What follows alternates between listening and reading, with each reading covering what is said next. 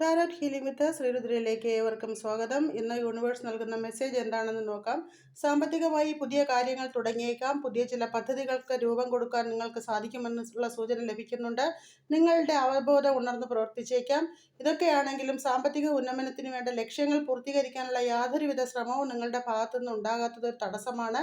ഇതിനെ ഓവർകം ചെയ്ത് കരിയറിലായാലും ധനലാഭങ്ങൾക്കായാലും ഒരു ലക്ഷ്യം കണ്ടെത്തി അതിലേക്ക് ഫോക്കസ് ചെയ്യുക. എന്നാലേ സാമ്പത്തിക ഉന്നതി, ധനസമൃദ്ധി എന്നിവ നിങ്ങൾക്ക് ലഭ്യമാകുകയുള്ളൂ.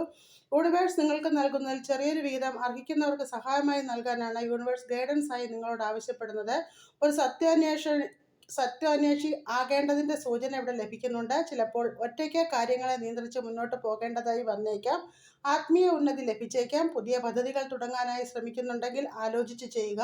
വിശ്രമത്തിൻ്റെയും വീണ്ടെടുക്കലിൻ്റെയും സ്വയം പരിപാലനത്തിൻ്റെയും ആത്മപരിശോധനയുടെയും ഒക്കെ സമയമാണിത്. എല്ലാവർക്കും ഒരു ശുഭദിനം ആശംസിക്കുന്നു. നന്ദി, നമസ്കാരം.